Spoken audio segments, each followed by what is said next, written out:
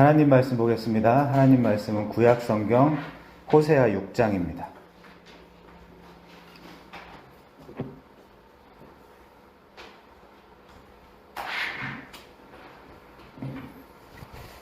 구약 성경 호세아 6장 1절부터 3절까지만 보겠습니다.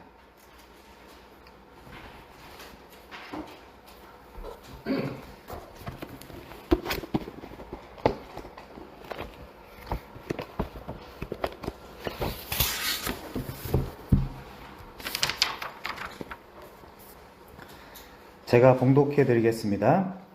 오라 우리가 여호와께로 돌아가자. 여호와께서 우리를 찢으셨으나 도로 낫게 하실 것이요 우리를 치셨으나 싸매어 주실 것임이라. 여호와께서 이틀 후에 우리를 살리시며 셋째 날에 우리를 일으키시리니 우리가 그의 앞에서 살리라. 그러므로 우리가 여호와를 알자. 힘써 여호와를 알자. 그의 나타나심은 새벽빛같이 어김없이 비와 같이 땅을 적시는 늦은 비와 같이 우리에게 임하시리라 하니라. 아멘. 직관적으로 그냥 읽어도 알 수 있는 부분입니다. 좀 자기적으로 본문을 선정하긴 했는데요. 4장 6절에 봐도 내 백성이 지식이 없으므로 망하는도다. 내가 지식을 버렸으니 나도 너를 버려 내 제사장이 되지 못하게 할 것이요 내가 내 하나님의 율법을 잊었으니 나도 내 자녀들을 잊어버리리라. 이런 식으로 지식에 대해서, 하나님을 아는 거에 대해서 이야기하고 있습니다. 여기 이제 알자라고 돼 있는 히브리어는 야다예요. 야다라고. 그 신약에서는 기노스코라는 단어랑 상응이 되는데 이거는 부부관계에서처럼 친밀한 알을 이야기하는 단어라고 생각해 주시면 되겠습니다. 오늘부터 하나님에 대해서 몇 주간 살펴보기 위해서 이 본문을 자기적으로 선정했다는 거 좀 이해해 주시면 좋겠습니다. 그리고 요한복음 17장 3절에 가도 그런 말이 있죠. 영생이라는 게 뭐냐? 영생은 하나님과 그의 보내신 자 예수 그리스도를 아는 것, 이렇게 돼 있거든요. 아는 것. 어떤 식으로 아는 것인지는 좀 살펴보겠습니다. 자, 오늘 우리 웨스트민스터 신앙고백서 이제 2장으로 들어왔죠. 총 33장이 있고 2장에는 3개의 항이 있습니다. 이 장의 제목은 하나님과 거룩한 삼위일체예요. 근데 의외로 가장 인기 없는 주제이기도 합니다. 왜 그럴까요? 나랑 상관없다고 느껴지기 때문에 그렇습니다. 근데 그게 생각하기에 따라서 굉장히 이상한 이유예요. 여러분 짝사랑 해보셨어요? 짝사랑 해본 사람이, 그러니까 사랑을 해본 사람이 내가 사랑하고 있는 상대편에 대해서 관심이 없다라는 게 말이 안 되잖아요.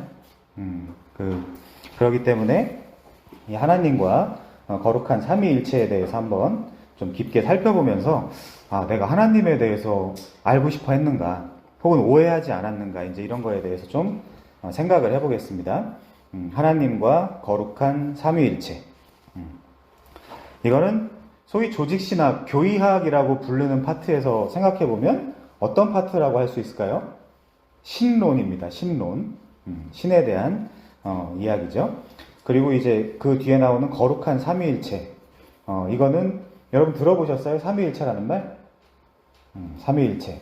성경에 있을까요? 네, 성경에는 없습니다. 삼위일체라는 말이. 지난주에 우리가 배웠던 것처럼 선하고 필연적인 귀결 때문에 여러 곳을 성경을 보다 보니까 하나님이 삼 위로 계시는구나라는 걸 깨달았어요. 그래서 복음이 주어지기 전에 그리스와 헬라를 거쳐서 로마를 거쳐서 이렇게 전 세계로 퍼졌는데 왜 헬라어를 주셨냐라고 이제 학자들이, 왜 헬라어를 통해서 신약을 주셨냐라고 학자들이 이제 생각해 볼 때 이런 삼위일체 같은 것들을 표현하기 좋은 단어들이 이미 그리스어에 있었어요.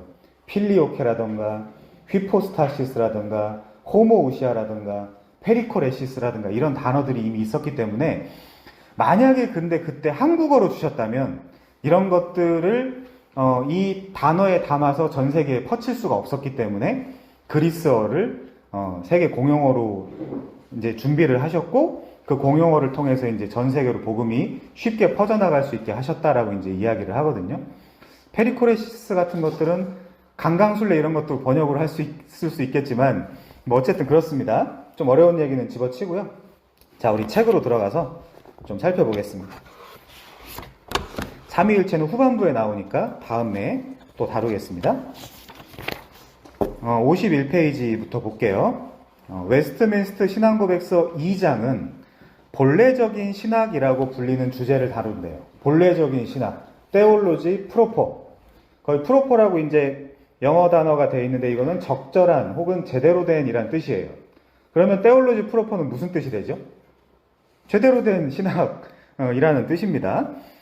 그래서 여기 앞에 있는 단어는 theology 이렇게 되어 있는데 이건 합성어예요. 헬라어의 theos와 로고스의 합성어입니다. theos도 많이 들어보셨죠? 로고스도 많이 들어보셨고, theos가 뭐죠? 하나님. 로고스가 뭐죠? 말씀. 이런 뜻이에요. 그 두 개 합성어예요. 로고스에 이제 복수 형태인 로기아로 이렇게 붙여서 theologia 이제 이렇게 붙이는데 신학이라는 표현을. 그래서 신학이 뭐냐? 하나님에 대한 학문, 하나님에 대한 언급, 말, 연구, 공부 이런 식으로 이야기할 수 있습니다. 그래서 이걸 신론을 본래적인 신학이라고 그래요. 이런 것들을 기본적으로 알아두시면 좋겠죠.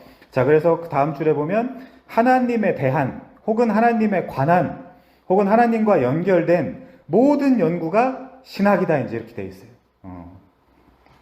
근데 우리가 이 신론을 들어가기 전에 처음에 뭐부터 했죠? 성경론부터 했죠. 그게 어떤 면에서 선포예요. 우리는 성경의 원리에 따른 하나님만 공부하고 그 하나님만 믿겠다라는. 그래서 신론 전에 이제 성경론부터 들어가 있는 겁니다. 자, 그런데 신학 내에는 기독론, 성령론, 죄론, 그리고 종말론과 같은 세부 구분이 있대요. 거기에다 이제 구원론도 있고 교회론도 있고 성령론도 있을 수 있겠죠. 자, 어쨌든 신학 본연의 연구는 하나님 자신에 대한 연구이다. 그러면 우리가 성경에서 그 원리를 도출할 때 하나님은 이런 분이야, 이런 분이야 라고 성경에 써 있을 거 아니에요? 그러면 그걸 가지고 우리한테 적용할 수 있나요? 없죠. 그래서 때로는 하나님은 이런 분이구나 라는 정보를 우리한테 전달해 주는 때가 훨씬 더 많지 늘 적용점을 전달해 주진 않아요, 성경이. 그래서 어떨 때는 그냥 깊이 나의 사랑의 대상이며 신뢰의 대상, 신앙의 대상이시니 하나님을 배우면 그뿐이지. 그럼 제가 하나님 실컷 배워놓고 나서 그럼 제가 이제 어떻게 할까요? 이런 질문은 이제 굉장히 유치원 수준의 질문이라고 할 수 있습니다. 그리고 하나님을 알면 어떻게 살아야 될지가 자연스럽게 나와요. 그게 더 중요하다는 말씀 드립니다. 자, 신학 본연의 연구는 하나님 자신에 대한 연구이다. 이것이 신앙고백서 2장에서 제시가 된다. 자, 그런데 역사적 개혁주의 신학에서 진술되는 신론은 어려운 말인데 그냥 장로교에서 진술되는 이 신론은 딱히 구별되는 것이 아니다. 이 장로교 신앙고백서에서 나타나는 진술이나 주장은 예를 들면 감독교회. 우리 또 상식적으로 알아둘까요? 요거를 지금 감독교회라고 나왔는데 감독교회가 뭐가 있을까요? 첫 번째 성공회가 있습니다. 그리고 루터교가 있어요. 그리고 이제 이건 많이 들어보셨을 텐데 감리교가 있습니다. 감리교. 이런 게 이제 감독교회예요. 정치 제도가 감독을 두고 이제 교회 정치를 하기 때문에 그렇습니다. 그 다음에 이제 로마 카톨릭. 요건 이제 교황제도죠. 교황제도. 그 다음에 이제 루터교, 감리교, 그리고 루터교, 감리교는 감독교회에 포함이 됩니다. 그리고 마지막으로 침례교. 침례교는 어떤 정치 제도를 가지고 있을까요? 회중 정치 제도를 가지고 있습니다. 대부분이. 회중이라는 거는 장로나 아니면 어떤 대표가 없이 회중이. 근데 이제 문제가 있죠. 회중이 바보면 어떻게 될까요? 크라운드 마인드라고 회중이 바보면 어떻게 될까요? 우리 광화문에서 많이 보잖아요. 촛불이 숫자가 많으면 태극기가 지고 태극기가 숫자가 많으면 촛불이 지잖아요. 그것처럼 이거는 떼거리로 이제 싸워서 이제 이기는 구조이기 때문에 결과적으로 답이 없어요. 그런 약점을 갖고 있습니다. 이거는 장로교 그럼 장로들이 바보면 어떻게 될까요? 근데 그것도 심각한 문제가 있겠죠. 이제 그런 여러 가지 우리 가시적으로 보이는 이 세상에 있는 교회들은 다 그런 식의 한계와 그런 약점, 단점들이 있다라는 점을 우리가 알 수 있습니다. 자, 어쨌든 이런 것들을 여러분들께서 카테고리화 시켜서, 범주화 시켜서 상식이나 지식적으로 좀 알고 계셔야 신앙생활을 하는데 많은 유익을 가지실 수 있겠죠. 자, 근데 어쨌든 우리 장로교 신앙고백서에서 나타나는 이 신론은 지금 이야기하는 것 교단들과 비슷하대요. 그게 이제 핵심인데, 그러면 뭐가 다르냐? 그럼 뭐가 다르냐? 자, 이제 그게 나오죠. 개혁주의 신학의 가장 구별된 특징은 역설적이게도 바로 신론인데, 그 이유는 개혁주의 신학은 다른 어떤 신학보다 하나님에 대한 이해를 자신의 신학 체계 안에 있는 다른 모든 교리들에 일관되게 적용하여 어떻게 한대요? 처음부터 끝까지 하나님 중심적으로 개진한다, 이렇게 되어 있어요. 세오센트릭. 그러니까 인간론도 있고 인재론도 있고 교회론도 있고 뭐 종말론도 있고 많지만 그 모든 분과에 신론이 다 영향을 미치는데 어떻게 영향을 미치냐? 하나님 중심으로, 하나님 주도로 영향을 미친다. 감리교 이런 데도, 오순절 이런 데도 조직신학이라는 게 있기는 있거든요. 근데 거기는 어떨까요? 모든 방점을 인간에게 찍어요. 인간이 믿지 않으면, 인간이 믿으면 이제 이렇게 되는 거예요. 인간이 믿으면 천국에 가고, 인간이 믿지 않으면 지옥에 가고.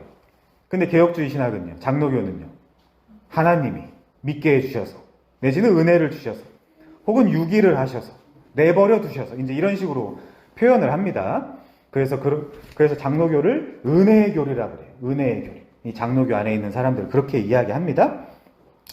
자, 그래서 우리는 말 한마디를 하더라도 장로교인들은 하나님 중심적으로 말을 하는 언어 습관을 갖게 되죠. 자연스럽게. 로마서 11장 33절 이하에 보면 모든 것이 주에게서 나오고 주로 말미암는 인생을 살다가 주에게로 돌아간다. 그럼 우리가 이렇게 질문할 수 있겠죠. 그럼 하나님이 다 하십니까? 그럼 우리는 아무것도 할 게 없습니까? 네, 맞아요. 하나님이 다 하세요. 그게 장로교예요, 원래 의미에. 근데 하나님이 인간과 역사를, 그러니까 인간을 통해서 이 역사를 운행해 갈 수 있게, 고린도전서 같은 데 보면 우리 인간을 뭐라고 표현하죠, 하나님이? 동역자라고 표현해 놓거든요. 동역을 하시는 거죠, 하나님이.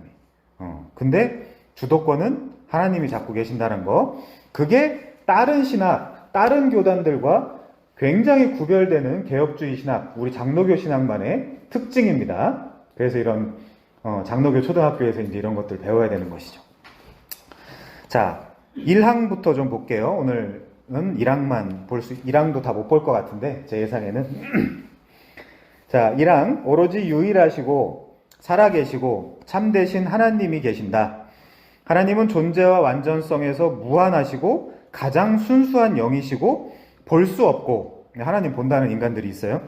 몸이 없으시고 부분들로 나누어지지 않으시고 격정이 없으시며 불변하시고 광대하시고 영원하시고 불가해하시고 전능하시고 가장 지혜롭고 가장 거룩하고 가장 자유롭고 가장 절대적이고 하나님 자신의 불변하고 가장 의로운 뜻의 계획을 따라서 모든 것을 행하시되, 어떻게 행하신대요? 근데 자기 자신의 영광을 위해서 행하신대요. 동의가 혹시 되십니까? 이게 사실 동의되냐 안 되냐, 이게 굉장히 심각한 문제거든요. 지난주에 살펴본 것처럼. 아, 내가 하나님의 영광을 위해 있다고? 근데 이제 내가 기도하는 것들은 하나님의 영광을 위해 있는 게 아니라, 하나님의 영광을 위해 기도하는 게 아니라 다 나의 삶과 나의 인생을 위해 기도하는 것들이 훨씬 많죠. 그러니까 이게 하나님 중심적인 어떤 그런 교단에서 하나님 중심적인 교육을 받게 되면, 그리고 이제 성령이 거기다 은혜를 부어주시면 그렇게 사람이 바뀌어요.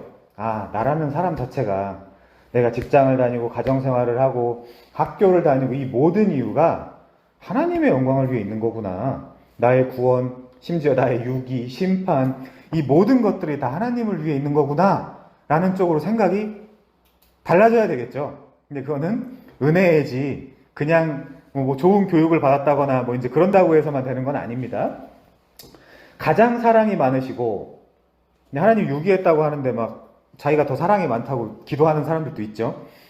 은혜로우시고 자비하시고 오래 참으시고 선과 진리가 가득하시고 부정과 범죄와 죄를 용서하시고 자신을 부지런히 찾는 자들에게 상을 주시고 동시에 하나님은 가장 공의로우시고 심판에 있어서 무서우시고 모든 죄를 미워하심으로 죄인들을 결코 면제해 주시지 않는 분이시다. 원래는 그렇다는 거예요. 원래는 하나님이. 자, 좀 더 들어가 보겠습니다. 이 1항은 하나님의 일련의 속성 혹은 특성으로 시작한다. 그래서 어떤 사람들은 개혁주의 신학을 속성신학이라고 이야기하기도 해요. 하나님의 속성을 세워놓고 하나님이 이런 분이지 이런 분이지 이런 분이지, 근데 하나님은 거짓말할 수 없다고 돼 있으면 하나님은 거짓말하시면 안 돼요. 이런 식으로 하나님의 속성과 특성을 세워놓고 신학을 개진해 나가기 때문에 속성신학이라고 부르는 사람도 있습니다. 자, 시작부터 한 하나님이 존재하시되 오직 한 하나님만이 존재한다라는 유일신론을 단언한다. 제가 몇 가지 정리를 해봤거든요. 세상의 신론들을. 첫 번째 뭐가 있냐? 무신론이 있어요. 무신론이 뭐죠? 하나님은 없다. 어세이스트. 하나님은 없다. 나는 무신론다라고 생각한다. 생각한다예요, 사실. 무신론. 두 번째는 뭐가 있죠? 불가지론이라는 게 있습니다. 그노스티시즘이라고. 이거는 앞에다가 그노시스라는 지식에다가 부정적도 어를 붙였기 때문에 하나님이 있는지 없는지, 절대적 지식이 있는지 없는지 알 수 없다 라는 뜻입니다. 세 번째는 범신론이 있어요. 힌두교나 불교 같은 것들이 이제 범신론이라고 할 수 있겠죠. 범신론의 특징은 뭘까요? 뉴 에이지, 이 세상의 모든 것들이 다 신이다. 이제 이런 신론도 있습니다. 그 다음에 이제 만유재신론이라는 것들이 있어요. 만유재신론은 이 세상이 하나님 안에 존재한다. 그러니까 비슷하게 헷갈리실 수도 있어요. 이건 이따 나중에 또 설명을 하겠습니다. 자, 그리고 마지막은 아니고 이신론이라는 게 있습니다. 지난주에 좀 논의가 됐었죠. 이신론은 뭐죠? 한국교회에 가장 심하게, 교묘하게 들어와 있는 이단이 이신론이에요. 이신론은 뭐죠? 이신론은 하나님이 이 세상이라는 구조와 규칙의 태엽이라는 걸 감아놓고 이제 하나님의 보좌 앞에 앉아가지고 놀고 계신다. 그럼 나머지는 누가 하는 거죠? 인간들이. 잘하면 상을 주고 못하면 벌을 주는. 근데 그런 설교 많이 들어오셨죠? 내가 잘하면 상 주고 못하면 벌 주고. 근데 그건 개혁주의 신학이나 장로교 신학이 전혀 아니에요. 장로교 신학은 나의 너무나 작은 선택, 판단, 평가, 나의 삶, 나의 가는 길, 이 모든 것에 하나님의 보이지 않는 섭리가 있다라고 믿는 게 장로교 신학이에요. 이건 그리고 이신론은 역사적으로 이단 판정을 받았습니다, 이미. 근데 한국에는 맨날 야, 네가 그따위로 하는데 하나님이 기뻐하시겠냐? 이거 무슨 사고예요? 이신론적 사고라니까요, 이게. 그냥 하나님이 아직 얘한테 은혜를 안 주신 거예요, 어떤 면에서. 좀 깊게 생각을 하면. 그러니까 그러면 은혜를 많이 받았거나 아니면 지식에 대해서 많이 안다 그러면 내가 짱이다라고 얘기할 수 있습니까? 당연히 없죠. 그것도 하나님이 하신 거죠. 그러니까 셔터를 내려라. 이제 이렇게 얘기를 하는 거예요. 장로교에서는. 이거는 이미 교회사 속에서 굉장히 심각한 이단으로 판정된 교리인데 한국에서는 계속 네가 그따위로 살면서 그따위로 살 수밖에 없게끔 아직 은혜를 못 받았다니까요. 정확하게 이야기하면. 그런 사고를 계속 한번 해보시기 바랍니다. 장로교 초등학교에 들어오셨으니까. 자, 그 다음에 일신론이라는 게 있어요. 그러니까 이건 뭐냐면 신성은 하나다. 그리고 그 신성을 가진 신도 하나다라는 뜻입니다. 일신론. 그럼 일신론이 있으면 또 뭐가 있을까요? 다신론이 있겠죠. 신성도 많고 그 신성을 가진 신도 많다. 자, 그리고 마지막으로 우리 이제 그리스도교가 채용하는 삼위일체론 신론이 있습니다. 이건 뭐죠?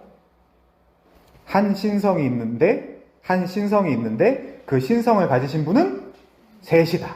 이렇게 이제 이야기하는 겁니다. 성부는 성자가 아니에요. 그쵸? 성자는 성령이 아닙니다. 성령은 성부가 아니에요.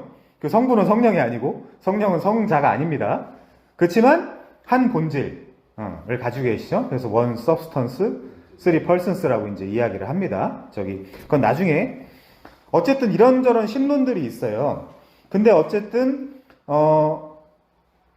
우리 기독교가 차용하는 혹은 채용하는 거는 삼위일체론이죠. 유대교는 여기 책에도 나와 있듯이 유일신론.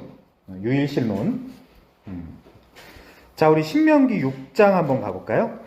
신명기 6장 4절부터 15절.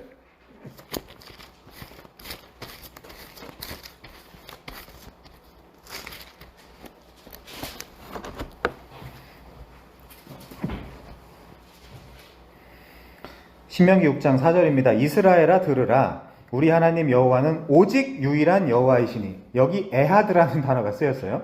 에하드. 너는 마음을 다하고 뜻을 다하고 힘을 다하여 내 하나님 여호와를 사랑하라. 할 수 있을까요? 오늘 내가 내게 명하는 이 말씀을 너는 마음에 새기고 내 자녀에게 부지런히 가르치며 집에 앉아있을 때든지 길을 갈 때든지 누워있을 때든지 일어날 때든지 이 말씀을 강론할 것이며 이렇게 하래요. 또 너는 그것을 내 손목에 베어 기호를 삼으며 내 미간에 붙여 표로 삼고 또 내 집 문설주와 바깥문에 기록할지니라. 왜 그럴까요? 이게 왜 그랬을까요? 밑에 조금만 더 보면 내 하나님 여호와께서 내 조상 아브라함과 이삭과 야곱을 향하여 내게 주리라 맹세하신 땅으로 너를 들어가게 하시고 내가 건축하지 아니한 크고 아름다운 성읍을 얻게 하시며 내가 채우지 아니한 아름다운 물건이 가득한 집을 얻게 하시며 내가 파지 아니한 우물을 차지하게 하시며 내가 심지 아니한 포도원과 감람나무를 차지하게 하사 내가 배불리 먹게 하실 때에 너는 조심하여 너를 애굽 땅 종되었던 집에서 인도하여 내신 여호와를 잊지 말고. 지금 계속 조건부죠? 조건부. 그래서 결국에 이 사람들이 어떻게 됐죠? 그 팔레스타인 약속의 땅이라는 가나안 땅에서 쫓겨나죠, 나중에. 그래서 바벨론으로 포로로 잡혀가고 이제 막 그러잖아요. 그래갖고 출애굽 애굽 사건이 또 한 번 반복이 되는 거예요. 그게 무슨 뜻이에요, 그게? 인간은 답이 없다. 인간에게 지켜 행하라고 하는 것들은 답이 없다. 그 뜻이에요. 근데 좀만 더 보죠. 13절. 내 하나님 여호와를 경외하며 그를 섬기며 그의 이름으로 맹세할 것이니라. 저기 신약에 가서 맹세하지 말라 그래요. 그러니까 그런 것들을 종합적으로 보셔야 됩니다. 너희는 다른 신들 곧 내 사면에 있는 백성의 신들을 따르지 마라.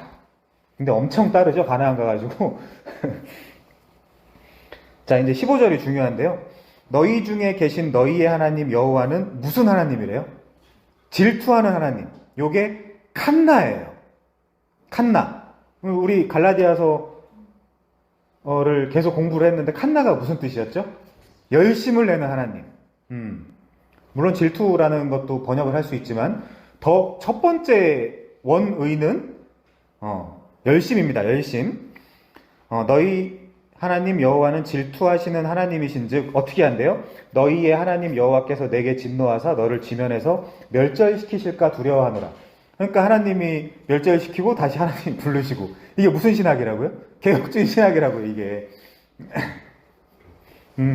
그러면서 뭘 하실까요, 하나님이? 당신의 백성들에게 구원이 뭔지를 가르쳐 주시죠. 멸절도 하나님이 시키시고, 조건도 하나님이 주시고, 구원도 하나님이 시키시고. 그래서, 이거를 전체적으로 봤더니 진짜 세오센트릭하구나. 하나님 중심적이구나. 이 세상의 원리가. 라는 것들을 알게 돼요. 성경만 봐도. 자, 이 하나님은 어쨌든 유일한 하나님. 그렇게 돼 있습니다. 그게 52페이지 제일 밑에 나오죠? 자, 53페이지로 갈게요, 이제. 오로지 유일하시고 살아계시고 참되신 하나님이 계신다. 특이성. 자, 넘어가고요. 그 다음 단락. 신앙고백서는 본래적인 신학에 대한 진술을 시작하면서부터 참 하나님과 거짓 신들을 구별한다. 구별. 이게 거룩이란 단어죠, 구별이. 좀 이따 나올 텐데. 그래서 경건과 악의 대립은 궁극적으로 우상숭배의 문제에 집중되어 있다. 가장 기본적이고 근본적인 죄, 여기 중요합니다. 즉 타락한 인류의 가장 사악한 경향은 참 하나님을 우리가 만들고 통제할 수 있는 것으로 바꾸는 것이다. 이 말을 이해하셨는지 모르겠어요. 그래서 되게 재밌는 책인데 길들여진 예수님이라는 책이 있습니다. 시중에 가면 그런 책이 이제 이런 책이죠. 심지어 이제 예수님에 대한 그런 것들을 이미지를 막 바꿔서 예수님조차도 우상으로 만들고 싶어하는 우리. Domesticated Jesus. 길들여진 예수님이라는 책도 있는데 제가 되게 감명 깊게 읽었는데요. 자, 어쨌든 이런 하나님을 어떻게 소개할 것이냐. 이 세상 모든 사람들은 다 하나님에 대한 오해된, 혹은 잘못된, 그릇된, 왜곡된 인식을 가지고 있거든요. 그럼 그 사람들을 앉혀놓고 이 하나님에 대해 설명해 주기가 어렵죠. 당연히 반대도 있을 것이고, 반발도 있을 것이고, 그게 너무나 자연스럽습니다. 자, 어쨌든, 그러니까 우리가 타락한 인류의 가장 사악한 경향이 참 하나님을 우리가 만들고 통제할 수 있는 것으로 바꾸는 것이다. 그럼 뭐가 제일 중요할까요, 우리에게? 인정하기 좋을지 싫을지 모르지만 지식이 있어야 돼요. 아까 우리가 호세아에서 살펴본 너 지식이 없으면 망해. 그 지식, 야다. 하나님과의 친밀한 그게 이제 있어야 되는 것이죠. 자, 그래서 하나님을 옛날 고대 시대 때는 돌이나 금속으로 만들었죠? 그리고 이제, 애굽에서 너를 인도하는 신을 만들어봐라 그랬더니 딱하니 만든 게 이제 송아지죠. 그게 이제 애굽의 신이기도 했는데, 그거를 이제 만들어버린 겁니다. 그래서 투박하고 우둔한 우상으로 대체하든, 철학적 개념들로 대체하든, 그러니까 물리적 어떤 걸로 대체하든, 철학적 어떤 걸로 대체하든 간에, 그러니까 다 죄라는 뜻이죠. 그렇게 대체하든 간에 상관없이 하나님의 속성들은 제거되고 만다. 어떤 신학자는 이렇게 표현해요. 만들면 제거된다. 이렇게 이제 재밌게 표현하기도 합니다. 만들면 제거된다. 그렇게 이제 표현하기도 하죠. 자, 그 다음에 이제 바울이 이야기가 나오는데, 사람의 마음 속에는 하나님의 진리가 이제 객관적으로 있는데, 명제적 진리로 있는데, 그거를 거짓 걸로 바꿔서 창조주보다 피조물을 섬기고 예배하려는 악한 성향이 존재된다. 바꿔도 제거된다. 만들어도 제거되고 바꿔도 제거된다. 그러니까 우리는 하나님에 대해서 설명해 놓은 그대로를 전하고 그대로를 받아들이는 게 가장 중요하겠죠? 자, 근데 지금 문제가 뭐라는 거죠? 53페이지 제일 마지막 단락에 보면 지금 사회가 어떤 사회래요? 플루럴리즘. 다원주의 사회래요. 다원주의. 다원주의는 무슨 뜻입니까? 세상은 여러 독립적인 결사체로 이루어져 있기 때문에 권력 엘리트들의 독점에 의해서 지배되는 것이 아니라 민주적인 방식으로. 근데 민이 바보면 어떡하죠? 그게 늘 문제예요. 그 크라우드 마인드가. 그래서 이제 다원주의의 문제가 이제 거기 있는 거죠. 그 다원주의가 오고 나서 그 다음에 뭐가 나오냐면 당연히 자연스럽게 포스트 모더니즘적인 세계관이 오는 거죠. 내가 짱이야. 어떤 권위에 대해서 이야기하지 마. 너도 옳다라고 해줄게. 그렇지만 나도 옳아. 이런 식으로 되기 때문에 이제 절대적인 것들이나 이런 거에 굉장히 반발이 이제 많이 있습니다. 자, 어쨌든 다원주의 사회에서는 이런 생각은 종종 절충된다. 근데 다원주의 사회가 우리 종교에게 요구하는 건 뭐가 될까요? 종교다원주의가 되겠죠. 종교다원주의에서 한번 들어보세요. 종교다원주의자 한 분을 소개해드리겠습니다. 김수환 추기경. 자, 불교를 믿든지 다른 종교를 믿든지 인간으로서 참되게 사는 사람은 하느님이 다 구원해 주신다. 어떠세요? 이걸 진지하게 받아들이거나 믿는 사람이 받아들일 수 없는 이야기죠. 김수환 추기경. 아무리 인간적으로 제가 몰라요. 존경할 만한 분인지 아닌지 모르지만 받아들일 수 없는 이야기죠. 자, 그 다음에 프란치스코 교황이죠, 이 사람도. 신의 자비는 한계가 없다. 좋은 말이에요. 아름다운 말입니다. 자, 그런데 신앙이 없으면 양심대로 살면 하느님이 구원해 주신다. 그럼 양심의 기준이 뭐죠? 이러면 이제 복잡해지잖아요. 세상에 아름다운 얘기로 다 돌아가지 않습니다. 예를 들면 고등학교 3학년 아이들이 쉬어야 될까요? 고등학교 3학년 아이들도 좀 휴식을 취해야 될까요? 당연하죠. 자, 그럼 몇 시간 휴식을 취하면 될까요? 이렇게 들어오면 이 얘기들은 끝나지가 않아요. 자, 마지막으로 신대원장 연규홍이라는 분이 한 얘기입니다. 한국 개신교는 교황의 방한을 적극 환영하라. 공식적으로 카톨릭이 주안에서 한 형제요, 한 몸임을 고백하라. 이렇게 이야기하거든요. 욕이 나왔는데 이거를 사실상 받아들일 수가 없는 부분이죠. 더군다나 이제 웨스트민스트 당시에 이제 신학자들은 그게 잘못됐다라는 이유로 이거를 쓴 건데 더 받아들일 수 없었겠죠. 자, 어쨌든 넘어갈게요. 그래서 다원주의 사회에서 이런 생각은 종종 절충된다. 오늘날과 같이 무차별적인 분위기에 배타성을 주장하는 것보다 더 큰 반감을 사는 것은 없다. 그렇죠? 배타성. 독선적이라 그러죠, 사람들이. 그래서 교회사 속에서도 그 왕들에게 저희가 독선적인 게 아니고요, 우리가 신앙생활을 이렇게 할 수밖에 없습니다, 이렇게 글을 썼던, 예를 들면 귀도드브레나 이런 사람들이 다 어떻게 되죠? 순교당하는 거예요. 그런 이유. 하나님이 왜 이런 구조 속에다 우리를 가둬두셨을까요? 그게 거기서부터가 성도의 고난의 시작입니다. 우리의 너무나 분명한 정체성과 뚜렷한 정체성으로부터 우리의 고난이 시작돼요. 그거 안 하면 고난당할 이유도 없어요. 같이 술 마시면서 기독교인들 욕하고 뭐 이제 이러면 고난당할 이유가 뭐가 있겠어요? 그쵸? 자, 그래서 그러나 신앙고백서가 주장하는 것은 정확하게 배타성이래요. 그쵸? 배타성. 독선적이에요. 오직 참되신 한 분 하나님만이 존재하신다. 모든 다른 신들은 신을 사칭하는 거짓된 우상들이다. 그래서 다른 신을 예배하는 것은 하나님의 진노를 초래한다. 여기서 신자들의 고충이 시작된다 그랬어요. 하나님의 고집과 우리의 현실 안에서 고생스럽죠. 자, 54페이지 봅니다. 하나님은 존재에 있어서 무한하시고 또 그분은 존재론적으로 한계가 없대요. 뭐 당연한 얘기죠. 이거를 조금 어려운 말로 프리센스 편재성이라고 합니다. 편재성. 여기 계실까요, 하나님이? 우리 안 계신 것처럼 살지만 여기 계실까요, 지금? 이따 화장실 가면 화장실에 따라오실까요? 당연히 따라오시죠.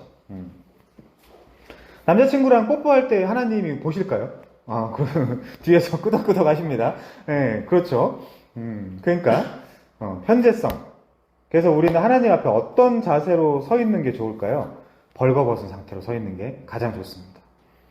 나의 생각을 다 아실까요? 나의 생각, 그럼 이렇게 표현해볼까요? 나의 추한 생각들도 다 아실까요? 그러니까, 모든 걸 다 오픈하고 솔직한 상태가 하나님 앞에 서는 가장 좋은 상태입니다. 숨길 것도, 거짓말 할 것도 없죠. 자, 부정의 방법, 이건 넘어가고요. 중요한 거 아니니까. 쭉 내려가서, 우리 피조물들은 하나님의 존재 안에서 살고 움직이고 그들의 존재를 가진대요. 그러니까, 현실적인 이야기를 하나 할게요. 죄를 지면 하나님이 껄쩍지근하시죠. 근데 그때 더 가야 돼요. 왜? 다 알고 계신데? 요거를 뛰어넘어야 좀 더 은혜롭게 살 수 있어요. 요걸 뛰어넘어요. 뭔가 내가 헌금 몇 푼 안 하고 봉사 안 하고 교회 좀 빠지고, 교회 빠져도 되거든요, 사실. 매일매일 주일로 사는 사람들은. 그러니까 뭔가 그런 거를 안 하면 뭔가 오늘 이번 주는 재수가 없을 것 같아. 하나님이 안 지켜주실 것 같고. 아니에요. 그 너무 작은 신관을 갖고 있는 거예요. 저 뒤에 계신 분들 자느라고 계속 안 오시는데 괜찮아요. 그러니까 그런 거에 너무 그렇게 집착하지 말고 매일매일을 하나님과 동행하는 그런 삶 연습을 하는 게 훨씬 더 중요하다라는 말씀 드립니다. 성경에 주일 없어요. 날들 다 갈라디아서에 좀 있으면 나오는데 3장에서 그런 거 없습니다. 교회를 운영해야 되니까 목사들이 만들어낸 말이에요. 자, 어쨌든 우리는 그의 존재 안에서 살고 움직이며 기동하죠. 성경에도 사도행전에도 나와 있다시피. 근데 우리의 존재는 제한적이고 유한하고 우연적이고 파생적이고 하나님의 무한한 존재에 의존적이다. 이렇게 이야기합니다. 그런데 우리는 하나님의 속성이 너무 깊어서 생각할 수 없는 것으로 여겨서는 결코 안 된대요. 왜 그럴까요? 성경 안에 우리가 알아야 될 정도의 정보는 얼마든지 제공이 되어 있으니까 그렇습니다. 계시를 받았잖아요, 우리는. 그만큼은 알 수 있다. 자, 하나님의 위대함을 숙고하면 할수록 우리의 영혼은 그의 탁월함으로 인해 그를 흠모하고 예배하도록 더욱 불타오른다. 내 죄가 더 확 드러났다라고 해서 껄쩍지근해하면 안 된다니까요. 근데 자꾸 우리의 언어는 선악 구조와 인과론적인 세계 속에서 살고 있는, 그래서 그 언어에 잘못하면 선생님들이 좋아하나요? 부모님들이 좋아하나요? 싫어하죠? 그런 사고방식과 라이프 스타일과 언어에 너무 익숙해져 있는 사람들은 하나님도 그럴 것 같아요. 그래서 그분을 피해서 숨습니다. 그럼 어떻게 되죠? 하나님이? 아담아 어디 있느냐 이렇게 찾아오시는 거예요. 그러면 누가 너의 벗었음을 너에게 고했느냐 이제 이렇게 찾아오시는 거거든요. 하나님이. 그러니까 진짜 은혜 받은 사람들은 하나님에게서 피하면 안 돼요. 어떤 경우에도. 어떤 부끄러움, 어떤 죄악 안에 있든지 간에 피하면 안 돼요. 자, 55페이지. 여기 정도 하다가 끝낼 수도 있을 것 같은데, 여기 할 얘기가 좀 많거든요. 이 경우에 그의 본질은 이거 넘어가고요. 신앙고백서가 진술하는 대로 오직 한 분 하나님만이 존재하신다. 한 본질이에요. 한 본질. 이렇게 이야기하면 안 되고, 한 본질에 새 위격을 가진 하나님, 위격으로 해서의 하나님. 왜냐하면 형이상학적으로도 무한한 존재는 오직 한 분만 있을 수 있기 때문에. 형이상학이 뭐죠? 메타피직스 퀘스천. 형이상학이 뭐죠? 궁극적인 근거를 탐구하는 학문이에요. 그럼 궁극적인 근거를 철학자들이 탐구해보면 신이 있을 수도 있겠다. 이런 결론이 나오겠죠. 그러니까 우리의 이성만으로도 존재나 현상의 근원, 우주와 자연의 본질 같은 것들을 탐구하는 게 이제 형이상학입니다. 자, 어쨌든 쭉 넘어가서 밑에서 한 10번째 줄 한번 볼게요. 자, 20세기에 어떤 사람들은 하나님 안에는 일종의 양가 감정, 즉 선한 측면도 있고 또한 어두운 측면도 있어서 자신의 성품 안에서 투쟁하는 하나님이라고 생각한 사람들이 있대요. 요거를 과정신학적 사고라고 이야기하기도 하고요. 앰비발란스라 그러죠. 모순과 동요와 심리학에서는 반대 감정 병존이라고 이야기하기도 합니다. 이거를. 그러니까 하나님 안에 여러 가지 감정이 있어서 이 감정끼리 막 싸우는 거예요. 어떻게 할까? 이렇게 할까? 저렇게 할까? 동의되십니까? 안 되죠? 자, 근데 성경에 그런 식으로 표현되어 있는 데가 있어요. 자, 이제 몇 군데만 좀 볼게요, 우리. 일단, 구원론적으로, 이 갈라디아서 하면서 소개할까 했던 건데, 미리 좀 소개를 한번 해보겠습니다. 구원론적으로 좀 접근을 하죠. 에스겔 20장 한번 가볼게요.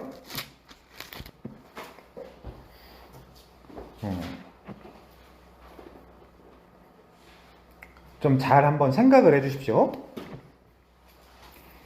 F 하나님인가 T 하나님인가 이제 이런 것들도 한번 잘 생각해 주시고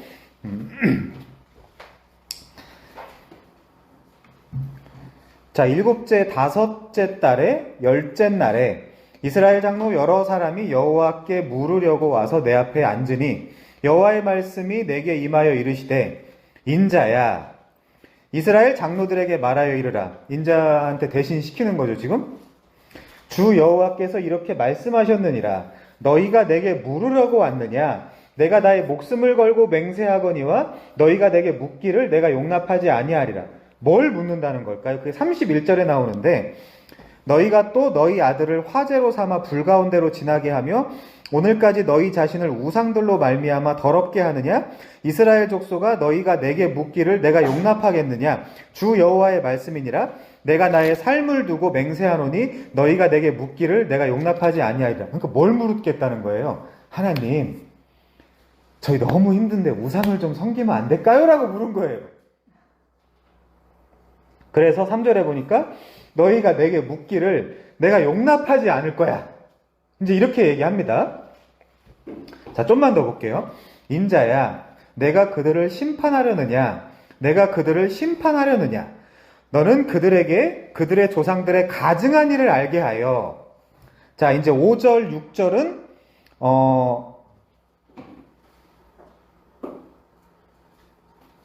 5절, 6절 볼게요. 이거는 이제 족장 언약이에요. 족장들한테 준 언약. 여러분들 이거 어렵게 생각하시면 안 되고 이해하고 지나가야 돼요. 우리의 성경의 기준이 모세오경이거든요. 모세오경. 그래갖고 제가 이제 뒤에서 이제 준비하고 있는 게 모세오경을 한 30강 안에 좀 끝낼 수 있을까 이제 이걸 좀 해야 되겠다라는 생각을 하고 있는데 여러분이 모세오경의 언어에 익숙해져 있어야 그 다음 것들이 다 풀려요. 근데 모세오경을 좀 모르면 왜냐면 바울이나 사도들도 다 모세오경 가지고 이제 이야기를 합니다. 근데 지금 5절, 6절이 그 모세오경 안에서 족장들에게 주신 언약이에요. 이게 성경에 계속 나와요. 자, 한번 볼게요. 이르라 주 여호와께서 이같이 말씀하셨느니라 옛날에 내가 이스라엘을 택하고 이스라엘은 야곱이죠. 야곱 집의 후예를 향하여 내 손을 들어 맹세하고 애굽 땅에서 그들에게 나타나 맹세하여 이르기를 나는 여호와 너희의 하나님이라. 이거 아브라함 때부터 계속 주신 말씀이죠. 그러니까 성경을 보시다가 이런 표현이 나오면 이거 아브라함 언약, 이삭 언약, 야곱 언약, 그리고 1차적으로 요셉에게 성취됐음. 그리고 그래서 이제 애굽에서 요셉의 그 해골을 가지고 홍해를 건넜음. 이거를 이해하고 성경을 봐야 역사서나 이런 것들이 다 풀려요, 그냥. 근데 우리가 모세오경인 성경의 그 못자리를 제대로 이해하고 있지 못하다 보니까 이게 뭔 소리야? 특히 에스겔 같은 데 이런 데 오면은 이거 나 못 읽겠다. 그러고 천국 가는 거예요, 그냥. 평생 그러다가. 근데 그럴 필요가 없거든요, 사실 어떤 면에서. 자, 6절 그날에 내가 내 손을 들어 그들에게 맹세하기를 애굽 땅에서 인도하여 내어 그들을 위하여 찾아 두었던 땅. 여기가 어디예요? 가나안 땅. 이게 계속 반복되는 언어예요. 곧 젖과 꿀이 흐르는 땅이요. 거짓말이었어요, 이거. 아시죠? 처음에 정탐시킬 때는 머리통만한 포도 이런 게 막 있었는데 막상 그 땅에 들어가니까 하나님한테 기도하지 않으면 포도를 안 줘. 포도가 요만해져. 하나님을 의지하면서 살아가는 땅이라는 뜻이에요. 거기가. 모든 땅 중에 아름다운 곳에 이르게 하리라 하고, 자, 이제 7절은 시내산 언약입니다. 자, 우리가 이제 갈라디아서로 다시 들어가면 이 시내산 언약 400년 전에 뭘 줬다 그러죠? 아브라함 언약을 줬다 그래요. 갈라디아서에서. 아브라함 언약 주고 430년 후에 율법을 줬다 이제 이런 얘기가 나와요. 좀 이따 이제 다룰 거예요. 그러니까 이런 언어들을 여러분들이 이해하고 있어야 아브라함 언약, 족장 언약을 주고 나서 430년 후에 4대 만에 나오게 하고 나와서 시내산에서 율법을 주셨구나.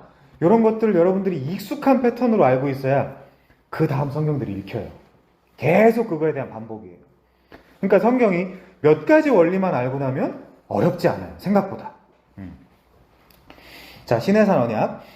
또 그들에게 이르기를 너희는 눈을 끄는 바 가증한 것을 각기 버리고 애굽의 우상들로 말미암아 스스로 더럽게 하지 마라.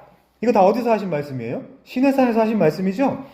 나는 여호와 너희의 하나님이니라 하였으나 그들이 내게 반역하여 내 말을 즐겨 듣지 아니하고 광야부터 계속 반복됩니다, 이게. 그리고 여호수아 사사기 또 악을 범했더라. 또 악을 범했더라. 그게 사사기의 악의 사이클이잖아요. 그러면서 그 악의 사이클이 계속 오면서 이제 바벨론 포로까지 가는 거예요. 구약이. 자, 버리지 아니하며 애굽의 우상들을 떠나지 아니함으로 내가 말하기를 내가 애굽 땅에서 그들에게 나의 분노를 쏟으며 그들에게 진노를 이루리라 하였노라. 그러나 자, 이제 하나님이 이제 드디어 이제 왔다 갔다 합니다. 이제 우리가 볼 때 지금 제가 양가 감정, 앰비밸런스 설명하려고 하다가 이제 여기까지 온 거예요. 내가 그들이 거주하는 이방인의 눈앞에서 그들에게 나타나 그들을 애굽 땅에서 인도하여 내었나니 이는 왜 그랬대요? 내 이름을 위함이라. 이걸 말을 바꾸면 뭐예요? 하나님의 영광을 위해서. 동의되십니까? 이게 동의되는 사람이 신자예요. 이게 동의되는 사람이. 나는 내 영광과 내 구원과 내 계획과 내 미래를 위해서 지금 교회 다니는 건데 교회 열심히 다니다가 지옥 갑니다, 나중에. 진짜예요, 그거. 왜냐면, 하나님이 교회 열심히 다니는 동안에 은혜를 안 주셨다는 뜻이에요. 그래서 교회 열심히 다니다 나중에 지옥 가요, 그러면. 그래서 이거를 누가 좀 미워한다고 하더라도 말을 안 할 수가 없어요, 이거를. 자, 물론 이따가 우리의 영광도 나오는데 한번 그건 또 찾아볼게요. 자, 내 이름을 위함이라 내 이름을 그 이방인의 눈앞에서 더럽히지 아니하려고 행하였음이니라. 그쵸? 하나님의 영광이죠. 그러므로 내가 그들을 애굽 땅에서 나와서 광야에 이르게 하고 사람이 준행하면 그로 말미암아 삶을 얻을 내 율례를 주며 내 규례를 알게 하였고 또 내가 그들을 거룩하게 하는 여호와인 줄 알게 하려고 내 안식일을 주어 그들과 나 사이에 표징을 삼았노라. 얘네들 안식일 열심히 지키고 망했죠, 이스라엘은. 자, 13절. 또 그러나 이스라엘 족속이 광야에서 내게 반역하여 사람이 준행하면 그로 말미암아 삶을 얻을 나의 율례를 준행하지 아니하며 나의 규례를 멸시하였고 나의 안식일을 크게 더럽혔으므로 내가 이르기를 내가 내 분노를 광야에서 그들에게 쏟아 멸하리라 하였으나도 그러나죠. 내가 내 이름을 위하여 달리 행하였나니. 이제 달리 행하였대요. 달리. 내가 그들을 인도하여 내는 것을 본 나라들 앞에서 내 이름을 더럽히지 아니하려 하였음이로다. 그러니까 우리는 하나님의 영광을 위해서 사는 사람들이라는 걸 이해하셔야 됩니다. 또 내가 내 손을 들어 광야에서 그들에게 맹세하기를. 이 맹세한다는 게 손을 들었다는 거랑 동의어예요. 내가 그들에게 허락한 땅, 곧 젖과 꿀이 흐르는 땅이요 모든 땅 중에 아름다운 곳으로 그들을 인도하여 드리지 아니하리라 한 것은. 근데 들어갔어요, 안 들어갔어요? 그러니까 그냥 읽으면 이거 하나님이 너무 왔다 갔다 하는 거 아니야? 양가 감정이 있는 거 아니야, 안에? 안에서 투쟁하는 거 아니야? 이렇게 느껴질 수 있어요. 자, 계속 보죠, 근데. 그들이 마음으로 우상을 따라 나의 규례를 업신여기며 나의 율례를 행하지 아니하며 나의 안식일을 더럽혔습니다. 그러나 이제 왜 그렇대요? 내가 그들을 아껴서 죽일까? 죽여버릴까? 안 돼. 참아야 돼. 죽여버릴까? 참아야 돼. 이제 이거예요, 말하자면. 계속 그러잖아. 너네 죽을 거야. 망할 거야. 근데 망하나요? 선민들이 안 망합니다. 근데 그 원리를 알아야 돼. 그 원리가 나와요, 좀 이따가. 이렇게 에스겔 배우니까 되게 쉽죠, 생각보다. 별거 아니에요. 내가 광야에서 그들의 자손에게 이르기를, 내가 그들을 아껴서 광야에서 멸하여 아주 없이 하지 아니하였었노라. 내가 광야에서 그들의 자손에게 이르기를 너희 조상들의 율례를 따르지 말며 그 규례를 지키지 말라. 조상들을 따라하지 말라는 거예요. 그 우상들로 말미암아 스스로 더럽히지 마라. 나는 너희 여호와 너희 하나님이라. 너희는 나의 율례를 따르며 나의 규례를 지켜 행하고. 자, 이제 이게 좀 있으면 심각해져요. 잘 이해하세요? 20절. 또 나의 안식일을 거룩하게 할지어다. 계속 왔다 갔다 하죠. 이것이 나와 너희 사이에 표징이 되어 내가 여호와 너희 하나님인 줄을 너희가 알게 하리라 하였노라. 그러나 그들의 자손이 내게 반역하여 사람이 지켜 행하면 그로 말미암아 삶을 얻을 나의 율례를 따르지 아니하며 나의 규례를 지켜 행하지 아니하였고 나의 안식일을 더럽힌지라. 이에 내가 이르기를 내가 광야에서 그들에게 내 분노를 쏟으며 그들에게 내 진노를 이루리라 하였으나 22절. 내가 내 이름을 위하여 내 손을 막아 달리 행하였나니. 계속 지금 왔다 갔다 하는 거죠. 인간적으로 이해할 때는. 자, 근데 인간적 이해가 아닙니다. 내가 그들을 인도하여 내는 것을 본 여러 나라 앞에서 내 이름을 더럽히지 아니하려 하였음이로라. 그러니까 두 가지가 있어요, 본문에. 첫 번째 하나님의 영광을 위해서, 두 번째 그들을 아껴서 구원되는 거예요. 그거를 같이 이해해야 됩니다. 자, 또 내가 내 손을 들어 광야에서 그들에게 맹세하기를 내가 그들을 이방인 중에서 흩으며 여러 민족 가운데서 해치리라 하였나니. 다 북치고 장구치고 다 하시죠, 지금 혼자. 얘네들은 그냥 하나님의 역사에 휩쓸려 가면서 이게 뭐야? 이제 이러고 있는 거예요, 말하자면. 그게 누구예요? 우리 아닙니까? 우리가 뭘 믿고 무슨 율법을 지키고 그런다고 생각하는 건 뭐예요? 과대평가란 말이에요. 과대평가, 인간을. 또 내가 내 손을 들어 광야에서 그들에게 24절 이는 그들이 나의 규례를 행하지 아니하며 나의 율례를 멸시하며 내 안에 안식일을 더럽히고 눈으로 그들의 조상들의 우상들을 사모함이며. 자, 이제 되게 웃기는 성구가 나와요. 25절 또 내가 그들에게 선하지 못한 율례와 능히 지키지 못할 규례를 주었고. 하나님 착해요? 이거 되게 중요한 이슈인데, 제가 여러분께 만약에 이 하나님 선합니까? 라고 질문하면 뭐라고 답변을 해야 되겠어요?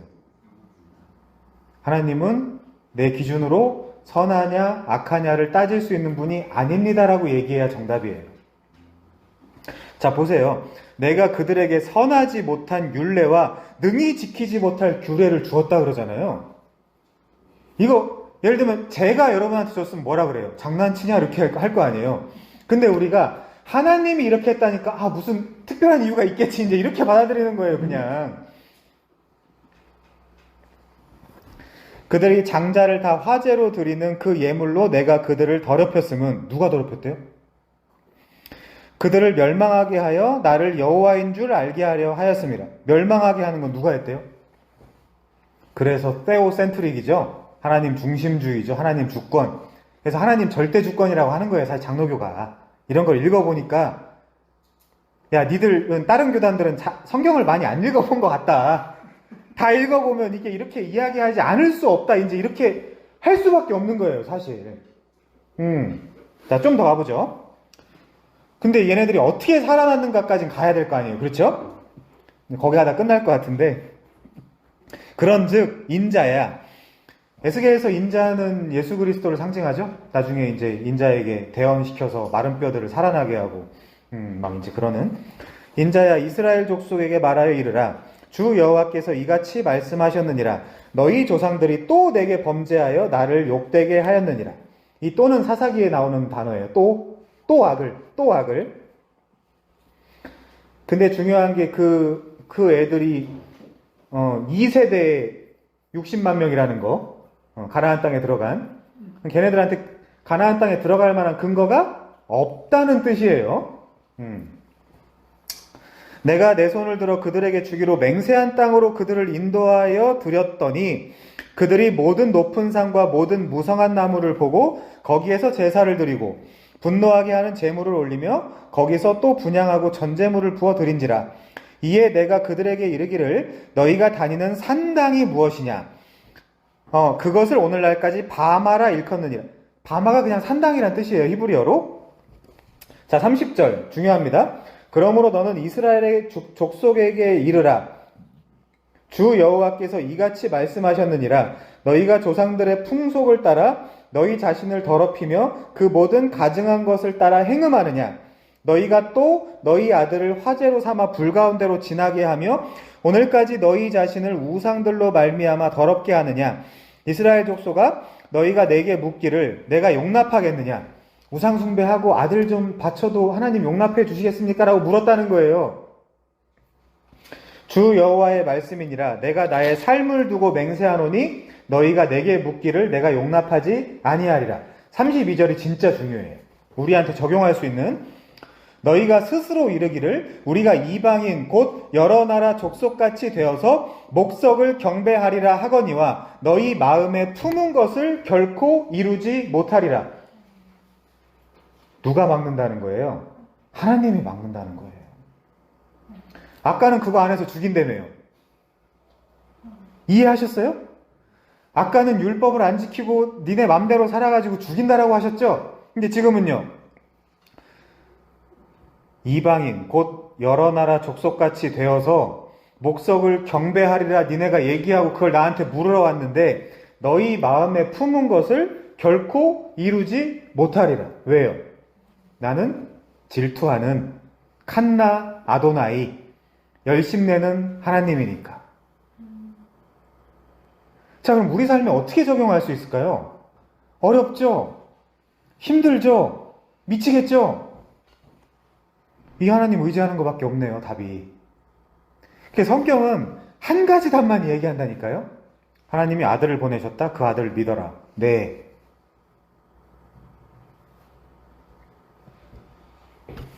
자, 이제 이게 끝내줍니다. 이제 구속의 원리예요, 이게. 33절. 자, 이제 이런 표현들을 보면 뭐가 떠올라야 돼요. 에스겔 하나도 안 어렵죠? 왜 안 어렵냐면 모세오경을 알고 있는 사람이 가르쳐주기 때문에. 자, 33절. 주 여호와의 말씀이니라. 이제 소제목도 맹세한 땅으로 이스라엘을 인도하리라. 아까 내쫓은다며요. 자, 내가 나의 삶을 두고 맹세하노니 내가 능한 손과 편팔로 분노를 쏟아 너희를 반드시 다스릴지라. 이게 어디 나온 표현이죠? 출애굽기 6장에 나온 표현이죠. 한번 가서 볼까요? 출애굽기 6장.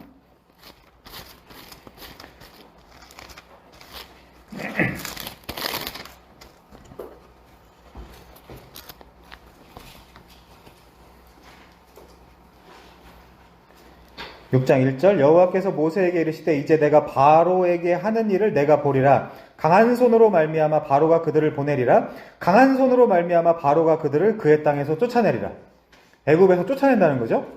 사실 쫓아낼 마음이 없었는데 하나님이 모세에게 말씀하여 이르시되 나는 여호와니라. 언약의 하나님. 내가 또 나오죠. 아브라함과 이삭과 야곱에게 전능한 하나님으로 나타났으나 나의 이름을 여호와로는 그들에게 알리지 아니하였고 가나안 땅 곧 그들이 거류하는 땅을 그들에게 주기로 그들과 언약하였더니 이제 애굽 사람의 종으로 삼은 이스라엘 자손의 신음소리를 내가 듣고 나의 언약을 짝하르 기억하노라. 이제 얘네가 기도하니까 기억했을까요, 하나님이? 아니에요. 딱 4대 만에 내가 찾아와서 니들 구원할 거야 라고 이미 아브라함한테 언약을 하셨어요. 그러니까 혼자 북치고 장구치고 다 하는 것처럼 느껴져요, 개혁신학은. 자, 6절. 그러므로 이스라엘 자손에게 말하기를 나는 여호와니라.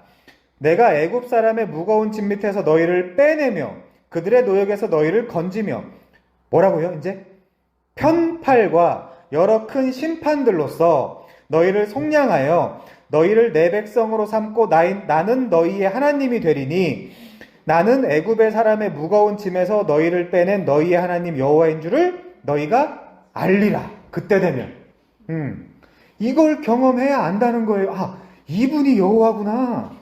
이분이 하나님이구나. 여기 큰 재앙으로 나왔지만 그것도 편팔과 강한 손이라는 뜻이에요. 그것도. 자, 그러니까 능한 손 이렇게 나왔잖아요. 다시 에스겔로 가면 그래서 우리 이거부터 좀 몇 개 살펴볼게요. 이게 전체적으로 봐야 좀 이해가 되니까. 일단 신명기 9장 26절. 이거 다 끝나겠네요. 신명기 9장 26절. 여호와께 간구하여 이르되 주 여호와여 주께서 큰 위엄으로 속량하시고 강한 손으로 애굽에서 인도하여 내신 주의 백성 곧 주의 기업을 멸하지 마옵소서. 주의 종 아브라함과 이삭과 야곱을 생각해 주십시오. 그럼 하나님 어떻게 해야 돼요? 에이 그래. 어쩔 수 없다니까요. 지난주에 말씀드린 것처럼. 에이 그래. 그때 내가 언약을 했지. 언약을 안 해도 되는 내가 직접 먼저 찾아가서 언약을 했지. 그러면서 언약을 기억하시는 거예요. 그것 때문에 우리가 구원받습니다. 우리가 잘해서 구원받는다라고 생각하는 사람들은 아직. 자, 느헤미야 1장 10절이요. 제가 특별히 이런 웨스트민스터 할 때 소개해드린 성구들은 다 웬만하면 성경책에 다 체크해 두시는 게 나중에 성경을 전체로 보는데 되게 도움이 많이 되실 것입니다. 자, 느헤미야 1장 10절. 이들은 주께서 일찍이 큰 권능과 강한 손으로 구속하신 주의 종들이요 주의 백성입니다. 살려주십시오 이 얘기죠? 아니 강한 손과 편팔로 구원해 놓고 나서 망하게 하실 거예요? 라고 물어보는 거예요. 그럼 하나님이 뭐라고 하실까요? 에이 그래. 이게 구원의 원리라니까요. 자, 또 하나 시편 77편 15절.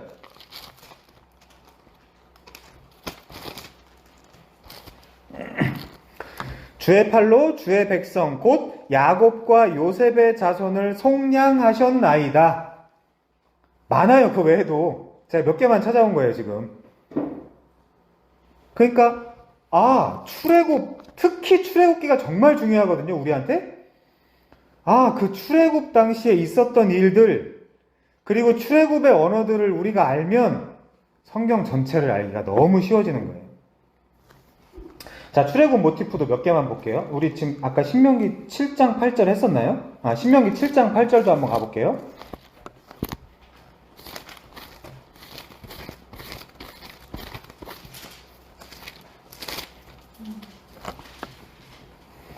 여호와께서 다만 너희를 사랑하심으로 말미암아, 두 가지 이유가 있다고 그랬죠? 하나는 하나님의 영광, 하나는 우리를 아낌.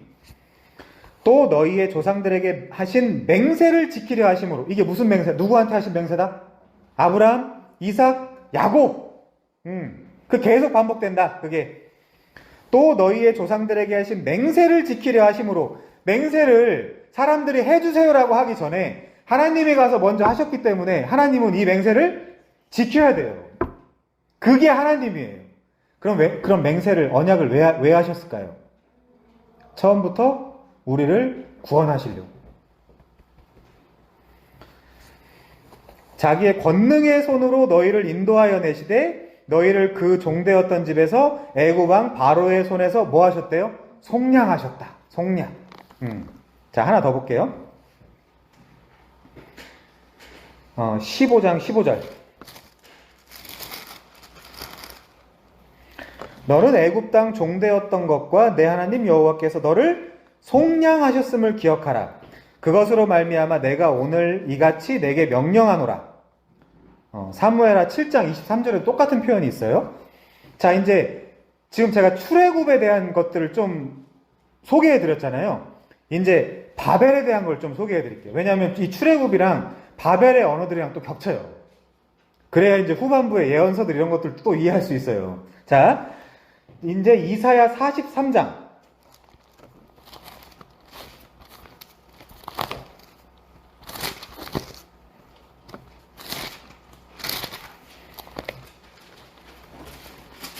연말에 성경 뽑기 하면 맨날 나오는 거죠? 근데 과연 그렇게 쓸 수 있는 것이냐, 이게. 아니면 이 문맥에 따라서 써야 되는 것이냐. 자, 43장 1절. 야곱아, 너를 창조하신 여호와께서 지금 말씀하시니라. 왜 야곱일까요? 이제 아시겠죠? 아브라함, 이삭, 야곱 그 언약을 또 리마인드 하는 거예요, 지금. 이스라엘아. 이스라엘, 왜 이스라엘일까요, 이제?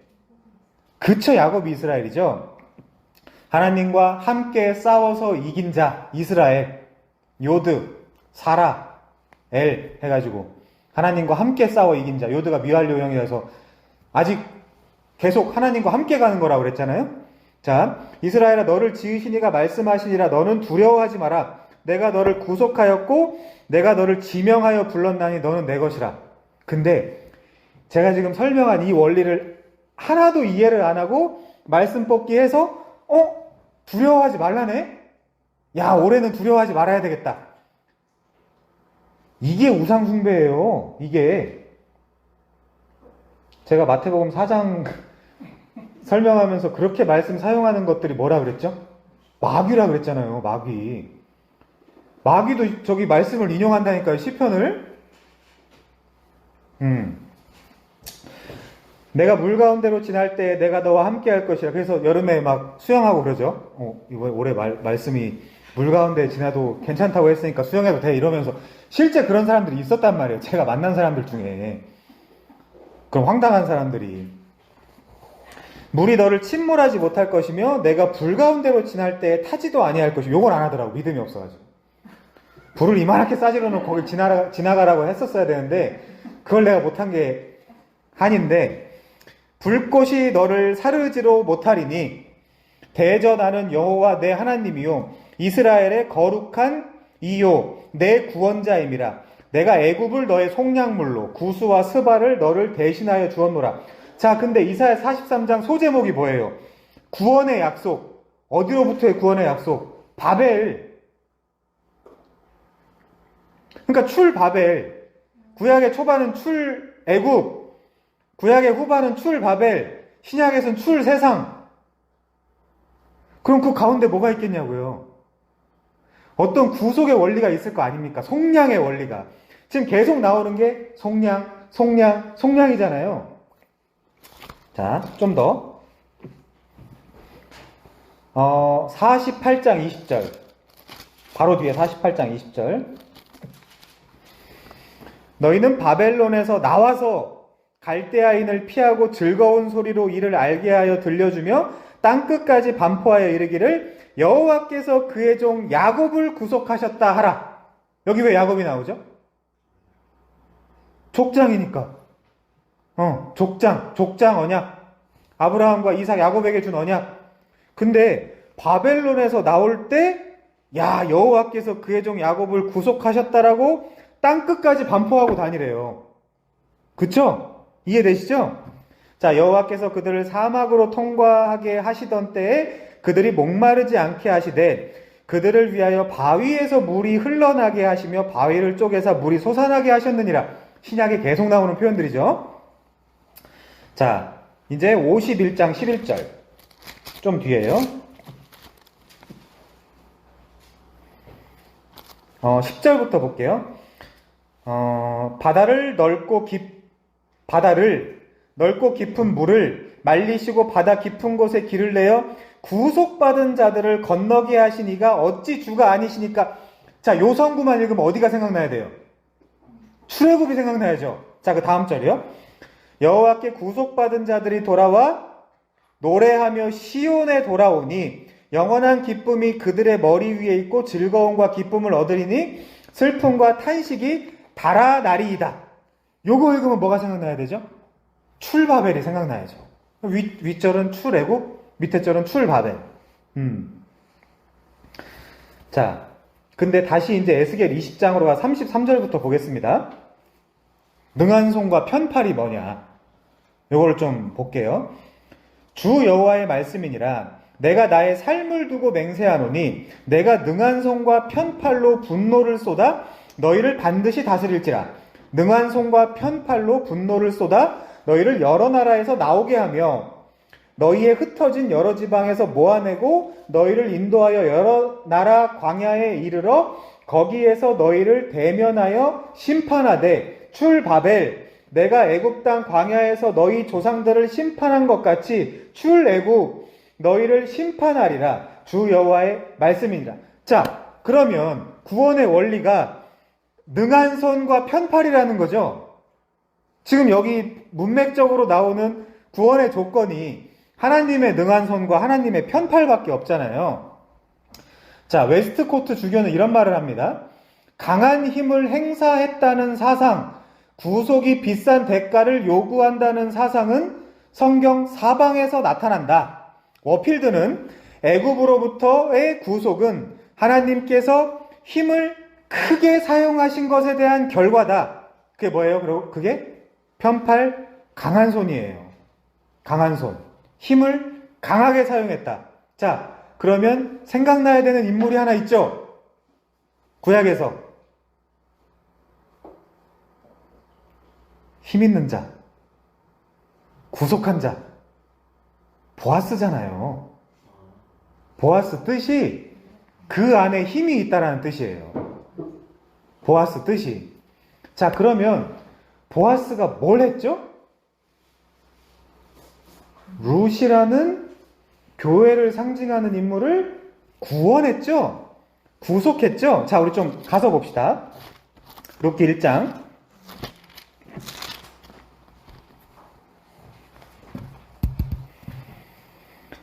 벌써 6시네. 자, 1장.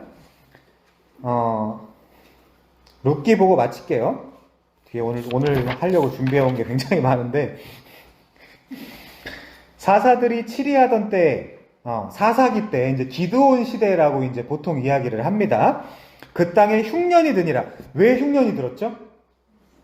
말씀을 안 지켜서, 언약을 안 지켜서, 가나안 땅은 언약만 잘 지키면 배부르게 먹고 살 수 있는 데인데 언약을 안 지켜서. 근데 쭉 넘어갈게요. 나머지 내용은 아실 거니까 6절 볼게요. 자, 여호와께서 자기 백성을 돌보시사, 여기 계수하다, 세다 뭐 그런 뜻이거든요. 그들에게 양식을 주셨다 함을 듣고 이에 두 며느리와 함께 일어나 모압 지방에서 돌아오려 하여.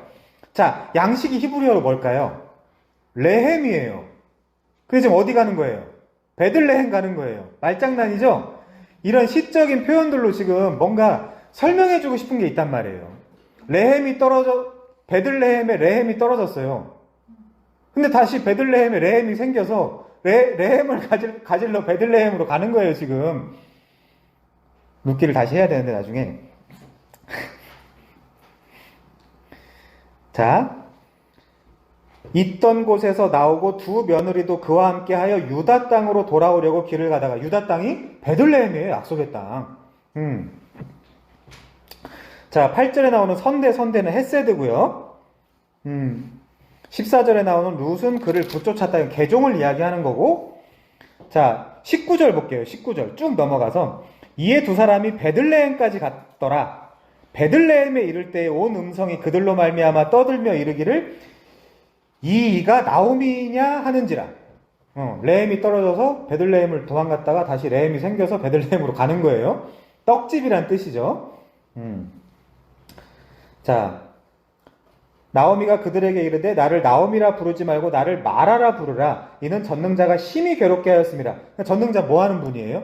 심히 괴롭게 했다가 나중에 나오미로 회복시켜주는 분이에요. 혼자 다 하는 거예요, 혼자. 내가 풍족하게 나갔더니 여호와께서 내게 비어 돌아오게 하셨느니라. 성도의 현실입니다, 이게. 비어야, 이제 말씀 좀 볼까? 이제 이러는 게 성도의 현실이에요. 비어야. 저도 그래서 기도원까지 갔거든요. 탈탈 털려서. 자, 22절. 근데 보리 추수 시작할 때 베들레헴에 이르렀대요. 이제 추수밭이 나오죠? 신약의 추수밭이 나오죠? 신약의 추수밭은 뭐 하는 때예요? 심판때예요, 심판때. 여기도 심판의 모티브네? 룻기도 요거를 좀 인식하시면서 2장 1절 나오미의 남편 엘리멜렉의 친족으로 유력한 자가 있으니, 여기 유력한 자가 부호예요. 깁보르, 하일. 깁보르는 용사, 하일은 힘, 능력, 돈 뭐 이런 뜻이에요. 그럼 뭐예요? 돈 있는 자, 능력 있는 자, 힘 있는 자. 보아스라는 말 자체도 그 안에 힘이 있다 그런 뜻이에요. 자, 그럼 보아스가 뭐 할지가 너무나 명명백백하게 나오죠. 뭐 하는지까지 좀 보죠. 유력한 자도 힘이 있는 자인데, 그쵸? 힘 있는 지주, 뭐 유력한 전사, 힘 있는 장수 뭐 이제 그런 뜻인데, 그의 이름도 보아스예요. 그 안에 힘이 있다. 이 사람이 뭐 할지가 이제 뻔히 나오죠. 자, 근데 2절에 보니까 모압 여인 룻이 나오미에게 이르되 원하건대 내가 밭으로 가서 내가 누구에게 은혜를 입으면, 은혜를 못 입으면요. 이게 성도의 현실이에요. 그를 따라서 이삭을 주겠나이다 하니 나오미가 그에게 이르되 내 따라 가라. 3절 우연히 미크레, 우연 없습니다. 친족 보아스에게 속한 밭에 이르렀대요. 이게 우연일 것 같아요? 교회가 예수 그리스도가 주인인 밭에 가는 게 우연일 것 같으세요? 아니에요. 근데 4절 보세요. 마침. 웃기죠? 이럴 확률이 얼마나 될까요? 마침. 보아스가 베들레헴으로부터 와서 베는 자들에게 이르되, 그냥 쭉 내려갈게요. 나중에 지금 설명해드린 걸 바탕으로 룻기 4장밖에 안 되니까 10분도 안 걸려요. 한번 읽어보세요, 그냥. 그러면 그냥 다 이해가 되게 되어 있어요. 자, 근데 이 보아스가 룻한테 이렇게 얘기하죠. 8절. 야, 이삭을 주우러 다른 밭으로 가지 말고 여기서 떠나지 말고 내 소녀들이랑 같이 있어. 예수님이 우리한테 하는 얘기예요. 내 소녀들이랑 같이 있어. 교회로 옮기지 마라, 이제 그런 얘기가 아니라, 교회도 옮겨도 되고 안 옮겨도 돼요, 교회는. 근데 물론 좀 말씀을 좀 제대로 배우고 이제 그런 데로 가야 되겠죠. 근데 막 옛날 어르신들이 교회 옮기면 저주받는다고 사기쳐서 무슨 시냇가에 한번 심긴 나무는 거기 물을 받아. 제가 너무 잘하죠, 이런 얘기.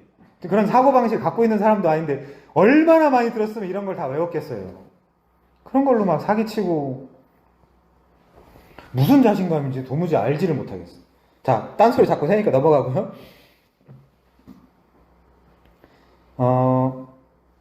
14절 보면 떡을 먹죠? 레헴을 먹죠. 이것도 레헴이에요. 베들레헴 와서 드디어 레헴을 먹습니다. 룻이. 근데 여기는 보아스의 밭이라는 거, 보아스의 추수밭이라는 거. 자, 근데 16절 보세요. 보아스가 말합니다. 야, 그를 위하여 곡식다발에서 조금씩 뽑아버려서 그에게 줍게 하고 꾸짖지 마. 이거 어디서 보셨어요? 불의한 청지기가 그러잖아요. 밀, 너 얼마 빌렸어? 야, 이것만 빌렸다고 써. 가. 야, 너 이거 얼마 빌렸어? 이것만 빌렸다고 써. 그리고 가. 불의한 청지기. 예수 그리스도의 구원 자체가 불입니다. 왜요? 불의한 자를 구원하니까. 예수 그리스도의 불의한 청지기 아세요? 여기 아시는 분들도 계시는구나. 불의한 청지기의 그 구원 자체가 뭘 얘기하냐면 우리의 구원을 이야기하는 거예요. 우리를 구원하는 것 자체가 얼마나 불의한데요. 근데 그 불의한 청지기가 뭐라 그래요? 빚 갚아줄게. 자기 맘대로. 근데 뭐라 그래 나중에 주인이? 주인은 화를 내야 정당한데 사실 죽여버려도 시원치 않은데 주인이 뭐라 그래요? 잘했다. 다른 동료들, 여기로 얘기하면 다른 소녀들도 좋아할 거다. 그 불의한 재물로 친구들을 사라. 그거예요.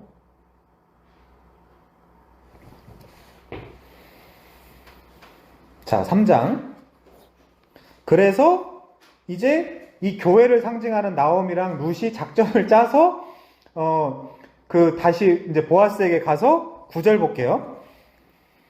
당신의 옷자락을 펴 당신의 여종을 덮으소서. 이는 당신이 기업 물을 자가 됨이니이다. 우리 쫄딱 망했거든요. 이제 염치도 없죠. 쫄딱 망한 거지가 대부호한테 가가지고 당신 기업 물을 자니까 당신의 옷자락으로 저를 좀 덮어주세요. 이렇게 이야기하는 거예요. 그것도 뭘 얘기하는 걸까요? 우리 구원이잖아요. 우리 쫄딱 망한 아무것도 가지지 않은 정말 본질을 알고 생각하면 야, 이 내가 구원받는 게 맞을까? 이렇게 하면 나는 구원받으면 안 될 것 같은 데까지 간 사람이 예수님 당신의 옷자락으로 저를 좀 덮어주세요. 당신은 저의 기업 물을 자가 될 수 있는 분이잖아요. 라고 이야기하는 게 우리의 구원 아닙니까? 자, 11절에 현숙한 여자라고 칭찬을 받아요. 와, 잘한다. 야, 이 뻔뻔한 것 이렇게 얘기 안 하고 보아스가 꺼져! 에이 거지! 더러워! 이렇게 안 하고 야, 너 현숙하다. 잘한다. 예쁘다. 그렇게 이제 이야기를 합니다. 그러면서 이 밤에 13절 이 밤에 여기 머무르라. 아침에 그가 기업 물을 자의 책임을 내게 이행하려 하면 좋으니 이거 무슨 말이냐면 내가 기업 물을 자가 맞는데 율법에 기업 물을 자가 따로 있어. 그걸 한번 살펴보고 기업을 물으자 이제 이렇게 이야기하는 거예요. 그러니까 근데 좀 넘어가고요. 이제 18절에 보니까 시어머니 라오미가 내 딸아 이 사건이 어떻게 될지 알기까지 앉아 있으라. 무슨 뜻이에요? 아무것도 하지 말라는 뜻이죠. 이런 표현 어디서 보셨어요? 출애굽기 14장에서 나오잖아요. 너희는 가만히 있어라. 너희는 가만히 있어라. 자, 그 사람이 오늘 이 일을 성취하기 전에는 쉬지 아니하리라. 아니 보아스가 쉴지 안 쉴지 지금 신학적으로 이 사람이 한 70 좀 넘은 할아버지라 그러는데 쉴지 안 쉴지 기력이 다 있는지 안 했는지 할머니가 어떻게 알아요? 무슨 표현인지 아시겠죠? 이제 점점 더. 자, 이제 4장으로 넘어가니까 이제 드디어 거지가 부호랑 결혼을 합니다. 자, 6절에 보니까 그 기업 물을 자가 이르되 나는 내 기업에 손해가 있을까 하여 나를 위하여 물으지 못하겠다. 그러니까 네가 물어라 해가지고 보아스가 꼴쫄딱 망한 나오미와 그 가문의 기업을 물으죠. 자, 12절부터 볼게요. 여호와께서 이 젊은 여자로 말미암아, 이게 누구예요? 교회, 내게 상속자를 주사 내 집이 다말이 유다에게 낳아준 베레스 집과 같게 하시길 원하노라. 그 라인이 뭔데요? 예수님이 오시는 라인이잖아요. 그래서 유다가 예수님의 족보에 들어가 있잖아요. 창녀 변장한 애가. 다말이. 그러면 질문, 룻은 어떨까요? 룻도 예수님의 족보에 이름이 올라가 있어요. 그러니까 룻기가 이제 알겠죠? 아, 시어머니 잘 섬겨서 복 받아라 이런 얘기가 아니라는 거. 그런 설교가 편만하잖아요, 세상에. 그러면 다말과 유다는 잘했습니까? 전혀 아니죠. 인간적인 시각으로 볼 때. 아니, 시아버지랑 하룻밤 자는 게 하룻밤 자가지고 씨 만들어내는 게 뭘 잘한 거예요. 그쵸? 근데 의롭다라고 얘기하죠. 불의한 인간에게서 구원자가 나오는 거예요. 그래서 우리의 구원이 불의하다니까요. 그거를 이해해야 불의한 청지기가 뚫려요. 야, 나는 구원받아서 안 되는 존재인데 예수님이 구원해 주시겠다고? 예수님 당신도 불의해지고 싶습니까? 라고 질문을 해봐야 돼요. 한 번쯤은. 이에 보아스가 룻을 맞이하여 아내로 삼고 그에게 들어갔더니 여호와께서 그에게 임신하게 하심으로 그가 아들을 낳은지라. 이 아들이 누구겠어요? 여인들이 나오미에게 이르되 찬송할지로다. 여호와께서 오늘 내게 기업 물을 자가 없게 하지 아니하셨도다. 이거 누가 했다는 거예요, 이것도? 여호와께서 했다는 거죠. 그러니까 제가 옛날에 룻기 할 때도 한번 얘기한 적이 있지만 룻은 지금 현실 속에서 너무나 힘들고 앞날도 안 보이고 미래도 안 보이고 깜깜해요. 근데 하나님 뭐 하셨어요, 그동안? 구경? 이신론? 하나님이 다 세팅했다니까요, 이거? 그래서 타임머신을 타고 내가 만약에 간다면 옛날에 설교했던 그런 기억이 나는데 룻 힘내시오. 당신을 향한 모든 연회가 다 준비되어 있소 라고 얘기해주고 싶다 그랬어요. 룻이 얼마나 힘들까. 근데 이걸 알면 그거 버티겠죠? 근데 그걸 우리도 알아야 되지 않을까요? 이쯤 되면? 우리의 미래를? 이 원리로 흘러가는 우리의 시간과 미래, 지금 당연히 힘들죠. 저도 미칠 것 같아요. 이 사역을 오늘 그만둬야 되나, 내일 그만둬야 되나.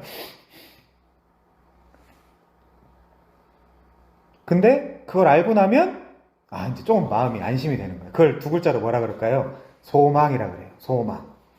그리스도인의 소망. 그래서 룻기가 우리한테 굉장히 중요한 성경입니다.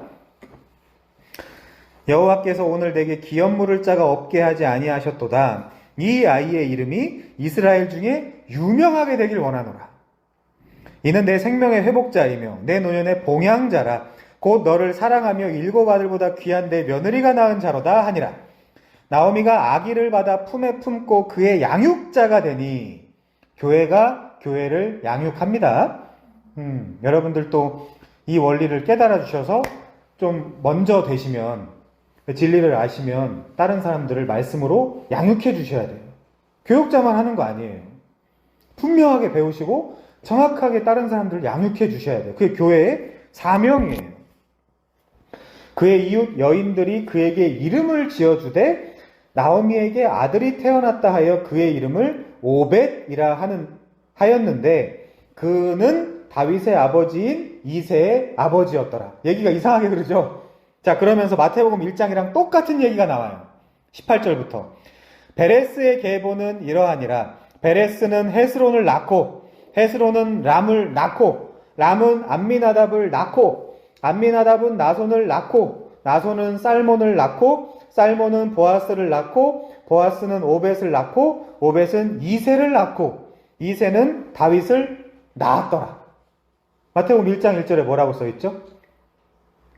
아브라함과 다윗의 자손 아니에요? 한글로는 자손이라고 되어 있지만 휘오스라고 되어 있어요. 아브라함과 다윗의 아들 예수 그리스도의 세계라 이렇게 되어 있어요. 그러면 이 룻기 이후에 말라기까지 뭘 얘기할지도 이제 다 유추가 되죠. 그리고 마태복음에 낳고라고 나와 있는 그 본문을 구약에서 찾아서 어떻게 낳았지를 살펴보면 예수 그리스도가 그 안에 숨어 있을 거 아닙니까? 그쵸? 그러니까 그런 식으로 구약을 접근하기 시작하면 별거 아니에요. 생각보다. 자, 책은 끝내야 되겠죠, 근데. 자, 이렇게 강한 손과 편팔, 보아스를 통해서 하나님이 룻을 구원하는 이야기를 룻기와 에스겔, 출애굽기, 신명기 여러 군데에서 우리가 이렇게 구원이 이루어지는 거구나라는 걸 충분히 유추할 수 있겠죠. 자, 그러니까 에스겔을 좀 더 봅시다. 죄송해요. 빨리 끝낼게요. 36절. 내가 애굽 땅 광야에서 37절. 내가 너희를 막대기 아래로 지나가게 하며 언약의 줄로 매려니와. 이 막대기는 하나님의 보호와 인도를 상징하는 곳에 그 단어랑 다 똑같은 단어예요. 언약의 줄도 다시 언약을 맺겠다 이제 그런 이야기고, 너희 가운데서 반역하는 자와 내게 범죄하는 자 모두를 제하여 버릴지라. 그들을 그 머물러 살던 땅에서는 나오지 못하게 하여도 이스라엘 땅에는 들어가지 못하게 하리니 너희가 나는 여호와인 줄 알리라. 거짓말이죠. 주 여호와께서 이같이 말씀하셨느니라. 이스라엘 족속아, 너희가 내 말을 듣지 아니하려거든 가서 각각 그 우상들을 섬기라. 그렇게 하려거든 이후에 다시는 너희 예물과 너희 우상들로 내 이름을 더럽히지 말지니라. 위에는 결단코 못하게 한다고 했어요. 40절. 주 여호와의 말씀이니라. 그래서 못해요. 결국에는 성도는 결단코 못해요. 그거를. 주 여호와의 말씀이니라. 이스라엘 온 족속이 그 땅에 있어서 내 거룩한 산 곧 이스라엘의 높은 산에서 다 나를 섬기리니. 하나님 산 진짜 좋아하시죠? 거기에서 내가 그들을 기쁘게 받을지라. 자, 이거 중요합니다. 거기에서 너희 예물과 너희가 드리는 첫 열매와 너희 모든 성물을 요구하리라. 자, 그러면 나중에 다 할 거예요. 예물, 첫 열매, 모든 성물 다 뭐예요? 예수 그리스도를 상징한다니까요. 하나님이 공수로 나오지 마, 나한테 올 때. 새 절기 때 나한테 올 때 공수로 나오지 마. 그 공수, 그럼 그 소리에 들려진 건 뭐예요? 속량의 핏값을 갖고 나와라. 이걸 가지고 헌금하라고 사기치면 안 되죠. 물론 당연히 복음 전파를 위해서 헌금도 필요하나 이걸 가지고 사기치면 안 되죠. 신약의 연보는 다른 의미죠. 자, 내가 너희를 인도하여 여러 나라 가운데서 나오게 하고 너희가 흩어진 여러 민족 가운데서 모아낼 때에 내가 너희를 향기로 받고 이제 우리가 향기가 되죠. 또 내가 너희로 말미암아 내 거룩함을 여러 나라의 목전에서 나타낼 것이며 내가 내 손을 들어 또 언약을 세운다는 뜻이에요. 너희 조상들에게 주기로 맹세한 땅 곧 이스라엘 땅으로 너희를 인도하여 드릴 때에 너희는 내가 여호와인 줄 알고. 계속 반복되죠. 이걸 해봐야, 이걸 경험해봐야 여호와인 줄 안다는 거예요. 우리도 거기에서 너희의 길과 스스로 더럽힌 모든 행위를 기억하고 이미 행한 모든 악으로 말미암아 스스로를 미워하리라.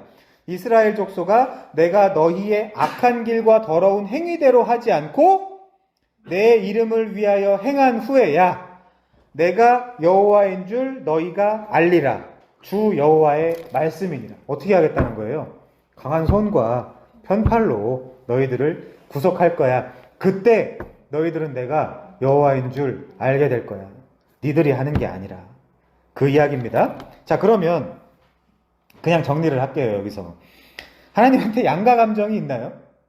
문자적으로 보면 있는 것처럼 보일 수도 있지만 하나님은 양가 감정이 있는 게 아니라 목표를 세워놓고, 그쵸? 소테리 알러지라는 구원이라는 목표를 세워놓고 종말부터 계획을 해나가는 거예요. 그러면서 우리 하나하나 구원해 가는 과정 속에서 선악과도 배치하는 거고 때에 따라, 율법도 배치하는 거고 때에 따라. 그럼 우리가 그걸 통해서 오히려 넘어지나요? 성도는? 아니죠. 더 굳세게 430년 전에 준 아브라함 언약으로 돌아가서 이거구나, 이게 구원이구나라는 걸 깨달을 거 아닙니까? 그럼 율법을 준 이유가 뭘 것 같아요? 몽학선생이구나. 내가 다시 은혜, 아브라함 언약으로 돌아가야 되겠구나라는 걸 깨달을 수 있는 거겠죠? 자, 그러니까 좀 이상하게 끝내긴 하지만 하나님은 양가 감정이 없다. 하나님은 전 존재에 있어서 완전하시다. 더 완전해질 수도 없고 덜 완전해질 수도 없다. 그런 분이시다. 그러니까 우리의 구원도 완전하다라는 거 우리가 인식하면서 이번 한 주간도 제가 요즘 맨날 하는 얘기가 있는데 좀 TMI이긴 한데 저희 아버지가 좀 아프시잖아요. 그 강건한 아버지가 이제 아픈 걸 보고 나서 제가 깨달은 게 좀 즐겁게 살아야 되겠다. 시간이 되게 빨리 가는구나. 라는 생각을 좀 많이 하는데 여러분도 이 복음 안에서 이 복음이 되게 슬퍼할 구석이 없거든요. 실은 이 복음 안에서 되게 기쁘고 즐겁게 사시길 부탁드리겠습니다. 기도하겠습니다.